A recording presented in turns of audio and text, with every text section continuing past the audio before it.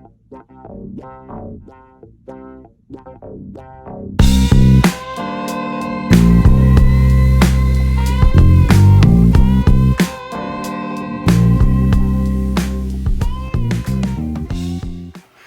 vinyl community, this is Tim with the University of Vinyl, back with another video today.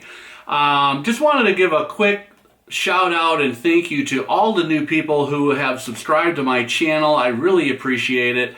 I think I've picked up over 1,000 subscribers in the last month, which is just incredible. So thanks very much. I really appreciate it. And hope you continue to tune in as I come up with more videos. I'm working on new concepts as we speak. Today, we're going to undertake a ranking of the entire XTC Studio Album catalog. So I'm going to look at the 12 albums that were released between the years of 1977 and 2000. All the way back, starting with White Music and ending with Wasp Star, Apple Venus Volume 2. And we're going to take a look and see where these fall in my own personal, subjective opinion. Everyone is going to have different opinions on XTC. They're one of the more popular bands in the vinyl community out there. They're beloved. So I would imagine this could be a controversial video, but hopefully not. I'm encouraging everybody to weigh in with comments, your own rankings, which albums are in the top 5, what deserves to be the worst album. If there is a worst album for XTC, there is not, in my opinion. There is no bad XTC album. And my rankings and views change especially in that top 5 slot. Those slots of the top 5 albums, they change as I listen to things more closely or pick up an album that I haven't heard in a while. So things can always be in flux. But as we stand today in the month of May 2021, here are my standings of those 12 XTC Studio albums. Coming in at number 12 of the 12 XTC Studio albums is the 1978 album, the second album to be released that year, and that is Go To. They do get extra credit, I think, for this ingenious cover. This is actually something that was put together by Hypnosis, that famous design duo in the UK that did all the Pink Floyd albums. They did tons of cover art album designs.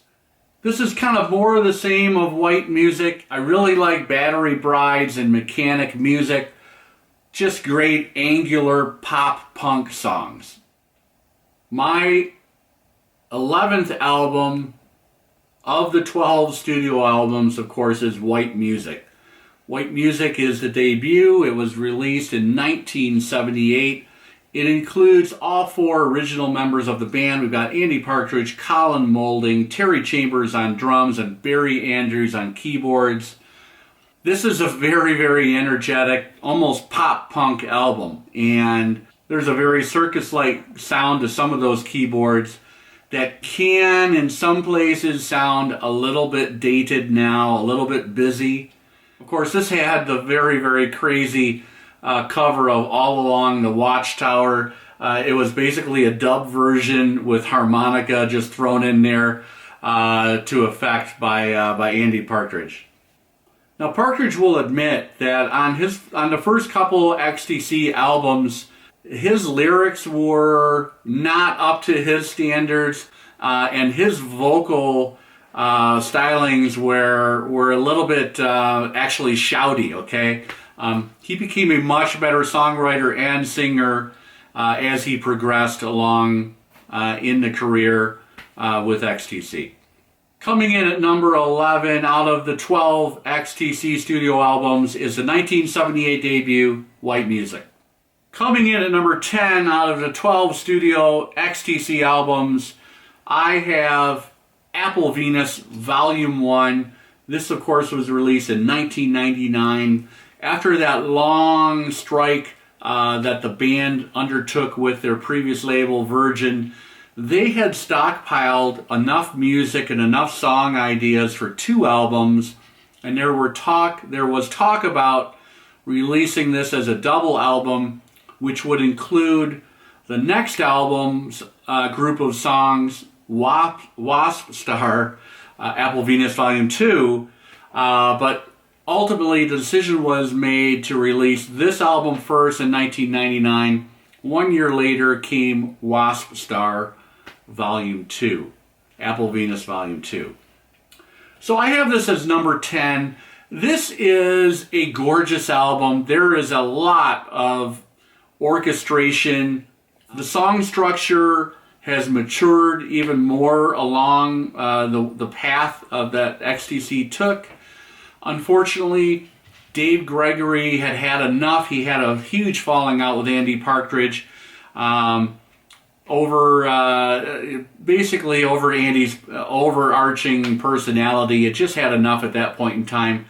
Andy was hell-bent on he wanted to have a 40-piece orchestra arrangement or section on this album, which he eventually did. Dave Gregory thought it could have been done much more economically and just as well with a 4-piece string section to flesh out these songs. Ultimately, Andy Partridge won out. Dave Gregory had enough and exited the band at that point in time. There are some gorgeous songs, of course, on this album, as with all the XTC albums. I particularly like the very last song on this album, The Last Balloon. Very Beach Boys-y, Brian Wilson-like. Andy Partridge has a fantastic vocal on it. I also like the Colin Moulding song, Frivolous Tonight. Really good performance by Colin Moulding. It's not as catchy as previous Colin Moulding songs on other albums, but it's a fantastic performance. His voice is a little bit lower in that song, which is interesting. 2 other standout tracks by Andy Partridge, I'd Like That and Easter Theater. Easter Theater, Andy Partridge has gone on and on and on about saying that's one of his best recordings in his mind that he's done with the band. So this ranks near the bottom of the collection for me. I'm missing that second guitar from Dave Gregory. Some of the other stuff that he contributes is missing. For that reason, I rank it lower than a lot of different other albums. But there's also a lot to like. You know, there's a juxtaposition with XTC. There's a lot to like. There's some things that people don't like. There are differing opinions out there. If you look up this album on YouTube, there are over 480 comments. Someone posted the entire album in its entirety, of course. And there are some fantastic opinions on this album saying it's a masterpiece, it's the best thing they ever did. Of course, with XTC, they really prided themselves on hopefully making each album that came after the previous album better than the previous. So building on their record and making building on their discography and making the next album and the album after that greater than the ones that came before. For me, it's a beautiful album. It just doesn't have enough poppiness to go higher up the list. My number 9 album is the 1983 release Mummer. Mummer, of course, is the album that came after English Settlement, after the Andy Partridge breakdown. So at that point in time, Andy Partridge had even more motivation to turn XTC into a studio band. This album, very jazzy, lots of different syncopated rhythms, arrangements. There's some acoustic pastoral things that kind of point towards skylarking already at that point in time. And the only two standout tracks for me personally on this album that keep it high as I have it is Love on a Farm Boy's Wages and Great Fire. So that's Mummer, 1983. An album, I'm calling it a transitional album between English Settlement and where they would eventually end up at skylarking 3 years down the line from this album. But I have this at number 9. Coming in at number 8 for me is the 1984 album, The Big Express. The Big Express was a bit of a letdown in my opinion. The best song on this album, I think, is This World Over. It's a fantastic Andy Partridge song. It builds and builds and builds. One of my favorite songs off of several XTC albums, for that matter. But I've got this at number 8. This was the album that came directly before Skylarking. It came after Mummer. And some good ideas on this album. I don't think, and the sales reflect that. If you look at the sales stats, all the different XTC albums, this one was near the bottom. But remember what I said earlier. There is no bad XTC album. I've got this in at number 8. Number 7 album might be a surprise, maybe not. It's the final release by XTC. It's the only release I don't have in vinyl at the moment. I'm looking at correcting that. I know this is out. It's been re-released on the Ape House label out of the UK, Andy's imprint. And I'm looking to pick up this soon, hopefully. So, I know I had mentioned earlier when we talked about Apple Venus Volume 1, I was really missing Dave Gregory. But for some reason, while I'm ranking this song higher, there's less orchestration and more straight-ahead rock and pop on this album. Kind of a little bit of a continuation on from Non-Such, and even a little bit of oranges and lemons flavor on this album as well. That's why I ranked it this high. There are some very strong songs on here. I'm looking at the back cover. I'm the Man Who Murdered Love is a fantastic Andy Partridge pop song, as well as Church of Women. So Church of Women is an Andy Partridge tour de force, and he even manages to put down an incredible guitar solo in the middle of the song that, in Andy's words, would make him pass the audition if he was auditioning for Steely Dan on Gaucho or maybe even Asia. That guitar solo is that good. You've got to hear it if you haven't heard it. This is my number 7 album, Wasp Star, Apple Venus Volume 2, released in 2000. My number 6 album for XTC is the 1992 album Non-Such. Love this cover. Love this package. This is the recent reissue by Ape House, Andy Partridge's label in the UK. They've gone ahead and done reissues for most of the catalog. And this was a double album. Again, this was their 3rd double album that they had released. I'm showing you artwork off a little bit. So this album was produced by Gus Dudgeon. Now, Gus Dudgeon is a legendary producer. All those classic Elton John albums. Remember, the band had originally wanted to get Steve Lillywhite and Hugh Padgham back in the fold as a producer of this album. Lillywhite wasn't available, and Padgham didn't want to produce the album on his own, so they ended up going with Gus Dudgeon. Now, there are stories out there that you can read about Andy Partridge and Gus Dudgeon seemed to get along quite well in the studio. A lot of pleasantries and jokes going back and forth between the two. But Gus Dudgeon, having read and known about the hassles that Todd Rundgren had gone through, hassles, of course, you know, if we look in the producer's eye, he was kind of determined that he was going to not have that problem with Andy Partridge, and he kind of came in. There's a couple of quotes from Partridge that are quite funny, saying, you know, Gus Dudgeon was a bit of that he was a very, very important person. Anyway, the album was produced just fine until it came to the mixing stage. Andy Partridge wanted in on the mixing. He wanted to be there as Gus Dudgeon produced the final mix, and he was there. There were arguments, there were complaints about the mix that Dudgeon produced.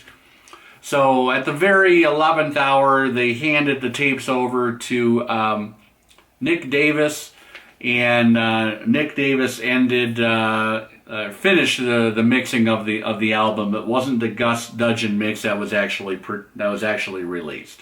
So there are some strong songs that keep this album as highly ranked as I have it, in my opinion. Of course, we've got the Ballad of Peter Pumpkinhead, pure pop for perfection again, by the band. I really love the Colin Moulding song, The Smartest Monkeys. There's an incredible syncopated rhythm in that song that's fantastic, and it's quite a humorous take if you listen to the lyrics. The Andy song Rook on this album really has quite a few hints as to the direction that XTC would be moving. There are a lot of strings, orchestrations on that song, and it definitely shows the way what would be released, in this case, 7 years down the road. Another great song by Andy is The Disappointed. That is on side 1 of the double album. And there is a very, very well-produced demo that Andy put together in his shed that you can find on YouTube, and it doesn't differ that much from the final product. This was recorded at Chipping Norton Studios back in England. So remember, the band had a little bit of an up-and-down experience in Los Angeles with their family, got tired of that long recording period, living in these rented, basically an extended stay hotel. So they decided that they wanted to be back in England for the recording and the production of Nonsuch. The last song on this album is one of the strongest. It's by Andy Partridge, Books Are Burning. There is a fantastic, very rare live version of that song being performed by the band on, it's a BBC show, but you can find it on YouTube. Awesome performance. So my number 5 album is the 1979 third XTC album, Drums and Wires. So remember, Barry Andrews had left the band, and this is the first album that we would have Dave Gregory on the album. It's also the first album of 3 XTC albums, of 2 XTC albums that was produced by Steve Lillywhite, and main engineer, of course, was Hugh Padgham as well. They broke the Billboard top 200 in the United States with this album. Things just kind of moved up a notch from the previous 2 albums. The songwriting got better. The addition of Dave Gregory was fantastic for the band. It would yield huge leaps and bounds in musicianship moving forward in their catalog. Barry Andrews left. He added a lot of interesting keyboard textures and sounds, but again, in my opinion, some of that keyboard stuff on the first 2 albums sounds a little bit dated to me, a little bit circus-like, and I much more prefer this album and moving forward than the first two albums. So of course this has got Making Plans for Nigel, huge song and confidence booster for Colin Moulding. The band were really going places. They were touring like crazy, often with the Police, often with the Talking Heads, and the production of Lily White, it just amped up the sound. There were some more guitar textures going on, of course, with the addition of Dave Gregory, between Andy and Dave Gregory. Other standout tracks for me, Helicopter, good demonstration of that guitar interplay if you listen to that song closely. Scissor Man is fantastic as well. This is Onwards and Upwards for XTC in my opinion. I have it ranked as number 5, and it was leaps and bounds ahead of Go To and their debut White Music. Coming in at number 4 is the 1989 double album Oranges and Lemons. This, of course, was recorded in Los Angeles. The band at that point in time had decided to basically live in LA during the recording. It was recorded at Ocean Way Studios. The band had their families together with them. They were living in an apartment complex, basically an extended living apartments in Toluca Lake, which is North Hollywood, California, and traveling back and forth to Ocean Way Studios. This was produced by Paul Fox. So Paul Fox, this was the first album that he actually produced, or his first major production job. Now remember, this is the first album that came after Skylarking, with that difficult process that they had with Todd Rundgren. They were based, of course, in upstate New York near Woodstock, recording there. And they decided to switch it up, which is one of the reasons maybe they went with a new producer. Now, the knock on Oranges and Lemons is it's a little overproduced. There's a little too much of pop sheen over the top of the production. It's very bright sounding. And Paul Fox, if you do some research and reading, he would basically bow down to Andy Partridge, his whims and wishes in the recording, in the production, in the mix. So there is a knock on that for that. So on this album, a case in point, you know, with that view that maybe it was a little too shiny, a little too overproduced. The first song on the album, of course, is The Garden of Earthly Delights. Have a deep listen to that song. There is a ton of stuff going on, a lot of keyboards, a lot of synthesizers. You know, at this point in time, Dave Gregory, who I always feel is the secret weapon of XTC, at least during that middle period of albums, he was doing more and more arrangements, orchestral arrangements, string arrangements, synthesizer arrangements, just basically song structure. Another knock on the album is it's too long. Of course, this is a double album, but some people think there's too much filler on here. It could have been condensed into one fantastic album. Still, coming in at number 4 for me, I rank this quite high, obviously, and the great songs on this album outweigh the bad comments that people may have about it being overproduced and overly long. Of course, King for a Day is a shimmering, beautiful pop single by Colin Moulding. Check out the performance, a rare live performance by the band on The Letterman Show. You can find it on YouTube. Of course, we cannot not mention The Mayor of Simpleton. So that is a famous song, a fantastic single, one of the singles on this album that did quite well. The first song on side 3 of the double vinyl album is Merely a Man. And Dave Gregory is just a beast on this song. Take a listen to the wah-wah guitar. It's over the top, it's screaming, and it's utterly fantastic. The very last song on the album, Chalk Hills and Children, is an Andy Partridge classic. It is a dreamlike, droning song, a little jazzy. There's some fantastic drumming by Pat Mastelotto. Pat Mastelotto actually drummed for the band Mr. And he was actually brought in. He was a friend of Paul Fox, the producer, to do most of the drums on this album. There were a lot of synthesized drums and drum loops, but Mastelotto would actually play along or over the top of some of that synthesized drumming as well. But back to Chalk Hills and Children, he has an incredible Steely Dan-like drum rolls and fills near the end of that song. Listen for it. Chalk Hills and Children is a great way to end this album. It ends the album on a high note.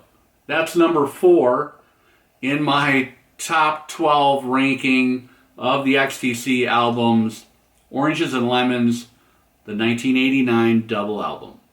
The fantastic artwork actually has something to do with the Beatles' Yellow Submarine. You can look it up or drop a comment if you know the full story.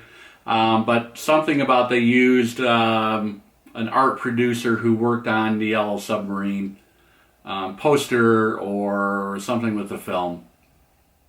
Coming in number 3 for me is the 1986 album, Skylarking.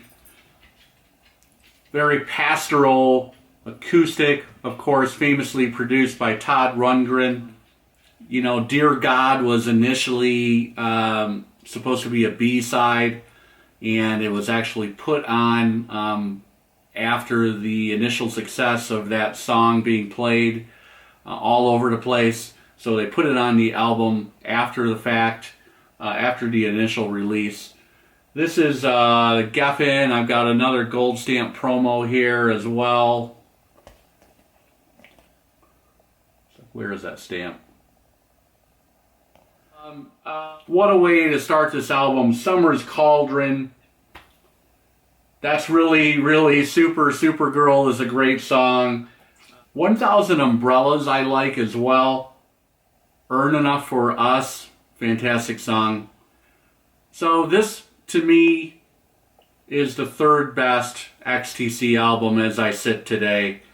I go back and forth with this one. Sometimes it drops down lower in my ranking, but as we sit today in May of 2021, in my opinion, this is the 3rd best XTC album ever produced and released. Skylarking, 1986. At the number 2 album of the 12 XTC Studio Albums, I have 2 more to go, and these albums could easily be flip-flopped. There are a ton of opinions out there. I'm sure you all have your own opinion. Sometimes this album, I have it as number 1. Sometimes I have it as number 2. Sometimes I have it as number 3. Today, as we stand, I have Black Sea as the number 2 album that XTC ever produced and released. Of course, this is the 1980 album. That's that famous green paper bag. And that awesome cover. Very clever artwork. There are the 4 guys on the cover. And there they are on the back. Of course, on that cover, we have the seagull forming the X. We've got the cross in the sail mast as the T, and that balloon, I guess, as the C, as in XTC. The Black Sea was again produced by the tag team of Steve Lillywhite, produced the album. Your main engineer, again, was Hugh Padgham. Of course, these guys did the previous album, Drums and Wires, and they were brought in again to do this album. It was recorded at a very, very famous, now defunct recording studio in London called the Townhouse Studios. The Townhouse Studios had a tracking room which had it was clad in stone, and a lot of drum tracks were produced there, mainly and set up and produced mainly by Hugh Padgham. Peter Gabriel, the Melt album was recorded in there, if you remember the drums on that album. But most famously, of course, it's the Phil Collins gated reverb drum sound that Hugh Padgham invented in that room in the Townhouse Studios. If you listen to In the Air Tonight, that's the sound we're talking about. So the drums of Terry Chambers on this album became even louder than they were on the previous album. And Terry Chambers is a fantastic drummer for this band at this point in time, for sure. Black Sea reached number 41 on the US Billboard charts, and it went all the way up to number 16 on the UK album charts. For me, there's a lot of tension on this album. If you listen to No Language in Our Lungs, and also especially Travels in Nihilion, there is a lot of building tension, and it's just incredible what these guys were able to produce as far as soundscape, soundstage. One of my favorite songs on the album is Love at First Sight. This is the song that has the fantastic one-note stuttering guitar solo by Andy Partridge.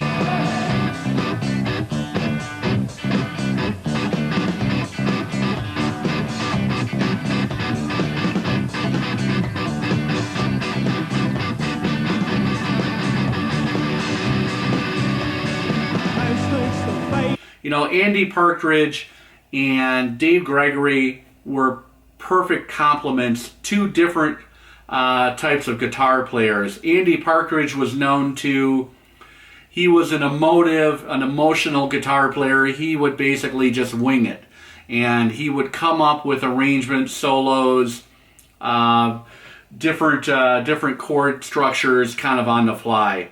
Dave Gregory, a much more studied musician, he would chart things out. He played a wide variety of guitars. Most famously, on the next album, he bought a Rickenbacker, and you had that jangly, pop, shimmering guitar sound that entered the XTC universe on English Settlement. Respectable Street. If you listen to the lyrics, Andy's lyrics on that song, kind of a profane song for 1980. And believe it or not, the song was originally banned by the BBC. They wouldn't play it, not because of contraception in that lyric, but by Sony Entertainment Center. Another standout track, Towers of London. Andy Partridge said he tried to emulate a little bit. It's got a little bit of the Beatles' Rain on that song if you listen closely. It's a gorgeous building song. It's all about Victorian London. You know, he's got that Londinium refrain in the song. But it's basically about the building of Victorian London, the Towers of London. Fantastic song. Generals and Majors, I think it should have been a huge hit. For whatever reason, it was not. Rocket from a Bottle, it's Drums and Wires amped up to number 11. That is my number 2 album, Black Sea, released in 1980, recorded at the Townhouse in London, produced by Steve Lillywhite, main engineer Hugh Padgham. At this point, you know what I'm going to show. So this is my number 1 album today as we sit. Again, it's my opinion. I would love to hear your opinions, your backup of why you have a different album as being number 1. But for me, it's the double album released in 1982, English Settlement. This is the album that Andy Partridge said was the first of the many different colored albums, meaning he worked on this album with the band and he wasn't afraid to put together and structure these songs so that they actually couldn't be replicated on stage. So famously, during the original touring schedule of this album, Andy Partridge had a couple episodes. He ended up having a nervous breakdown and he stopped. He couldn't tour any longer. I think their final date was in San Diego, California, and they were set to perform in LA the next night or the day after, and he came and met the guys at a coffee shop, I think on Sunset Boulevard, and told them he couldn't go on. This was their most successful album at that point in time. It went all the way to number 5 on the UK album chart. So again, in my opinion, Secret Weapon Dave Gregory, he went out and bought a Rickenbacker similar to the one that George Harrison played and added all of that chiming 12-string, jangly, pop-sounding guitar on many, many different songs on this album. He also got a little more heavily involved in some keyboards, some early synthesizers like the Prophet, and added a lot of layers and different qualities to many of these songs. English Roundabout is fantastic. It's a ska inflected song. It's about traffic in the UK. The knock on XTC, similar to, what's another band? Jethro Tull. XTC was a very English band. And in fact, they had lots and lots of battles with Virgin in the US over what they thought XTC should do, how they should do it, how they should sound. But they were, at the end of the day, they were a very, very English band, which is why so many people love them for it. They were true to their vision to the very end. Speaking of Dave Gregory again, if you listen to Yacht Dance, he's playing the guitar on, his guitar part is on a Spanish nylon string guitar. Totally beautiful. So the main reason I have this as number 1 today is I just think XTC opened up the floodgates with Dave Gregory buying the extra instruments, the extra guitars, and Andy Partridge delving further into different styles of music, Colin Moulding, more and more intricate bass parts driving these songs along. I just think that there is a lot to love here. There's more variety than Black Sea. The songs are a little more sophisticated. That's why I have English Settlement, released in 1982, the double album. I actually have the Geffen double album that was released. I don't have that chopped down single album, which is something that you don't want to have in your collection. You want to have, there's 3 things that you could live by. You could live by what I have, which is that Geffen double album release.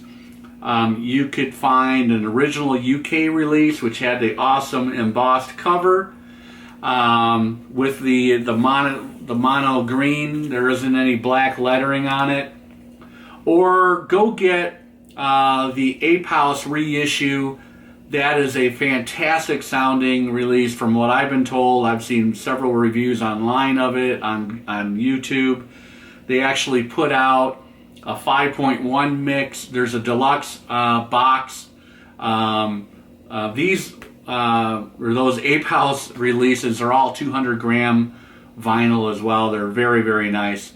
But that deluxe package had the double album, the flat transfer of the original CD release, and I believe there's a 5.1 DVD mix in there as well, if I'm not mistaken, along with a very, very nice book, liner notes, interview with the band members. Whoa, that was a lot of fun. I took a little bit of research. A lot of these albums I haven't listened to lately. But what a fantastic exercise to just kind of reacquaint yourself with this incredible body of work that these guys put together as XTC collectively.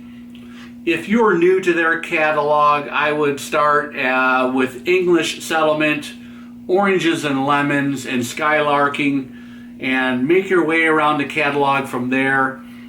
You saw how I rank these. I would love to see people's opinions, feedback. Where did I make a huge mistake? Let me know what you think personally.